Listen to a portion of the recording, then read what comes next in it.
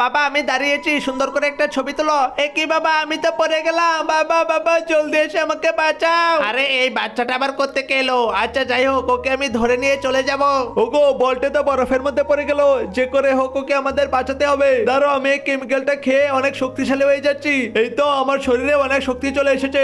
দাঁড়াও, আমি এবার বল্টের কাছে যাচ্ছি। এই ট্রেন থেকে লাফিয়ে পড়ে আমি ওই বল্টকে উদ্ধার করে নিয়ে আসি। বাবা বাবা জলদি এসে বাঁচাও, এই নেকড়ে আমাকে ধরে নিয়ে যাচ্ছে। নেকড়ের বাচ্চা দাঁড়া, তোকে বরফ ফেলে দিয়ে এখনই শেষ করে দিচ্ছি। বল্টে বাবা তুই কোনো ভয় পাস না, আমি তোকে এখান থেকে বাঁচিয়ে নিয়ে ফিরে যাবই। একিরে বল্টে, আমি তো পিছলা খেয়ে পড়ে গেলাম। এ কি হলো, ওরা দুজন তো পড়ে গেল।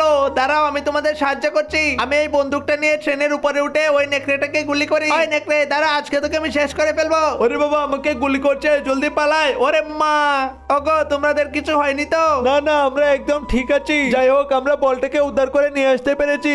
চলো এবার আমরা বাড়ি ফিরে যাই।